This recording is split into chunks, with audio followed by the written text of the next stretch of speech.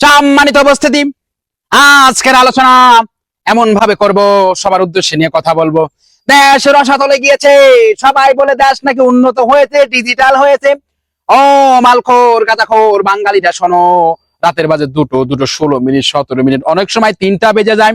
আমি মানিকগঞ্জ থেকে শুটিং শেষ করে বাসার দিকে রওনা হলাম, দেখি রাতের বাজে 3টা, গাড়িতে জ্যামে পড়ে আছি 2.5 ঘন্টা। বলো কোন জায়গায় বাইছো তোমরা? এই যে একটা উন্নতশীল দেশ, বলো কাকে বলে? বাইরের বিভিন্ন রাষ্ট্র দেখো, জাহাঙ্গীর আজু ভাই, তুমি জাপানে খবর নিয়ে দেখো, রাত দিন 24 ঘন্টা রাস্তাটা ক্লিয়ার থাকে। মনির ভাই, আপনি তো দোকান চালান, খুব ভালো করে জানেন, আপনার দোকানের সামনে দিয়ে এখনো বৃষ্টি হলে 3 হাঁটু পানি বেজে যায়। কোন উন্নতশীল দেশ পেয়েছেন যেখানে পানি নিষ্কাশনের সুব্যবস্থা নেই? ও আব্বাস ভাই, আপনি তো ভালো ক্যামেরা চালান, ভালো অ্যাক্টর, ভালো অভিনয় করেন। আপনি যখন এক হাউস থেকে আরেক হাউসে শুটিং এ যান, তখন দেখতে পান গাড়িতে কত জাম পড়ে যায়, রাস্তায় কত সময় লস হয়, আর পার্টি মনে করে আপনি বাসায় বসে বসে গেম খেলছেন।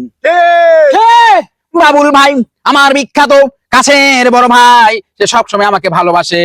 সেও যদি বলে টঙ্গী থেকে গাজীপুর যাচ্ছে, আসতে 3 ঘন্টা না। গেলাম টঙ্গীর মোড়ে, গিয়া দেখি একটা জুকাছে ছোট ভাই চার দোকান দিয়েছে। ওর চার পানি আর সামনে ডেনের পানি এক হয়ে গেছে। কেউ রং চার বদলে সে ডেনের পানি খাচ্ছে।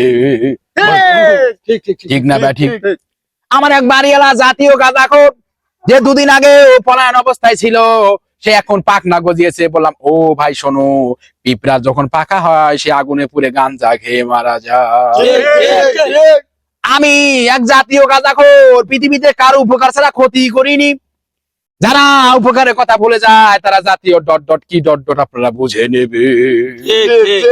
বলি বাড়ি বাড়ি করো সবাই, এই বাড়ি তো তোমার নয়, ভাড়াটিয়া থাকে বলে তোমার পকেটে টাকা রয়। বাবারে বলতেছিলাম, লম্বা ঘটনা ছোট করে দিলাম। এখন চলো সবাই বাসার দিকে যাই, এবার গল্প করবো গাঁজাখোরের গল্প।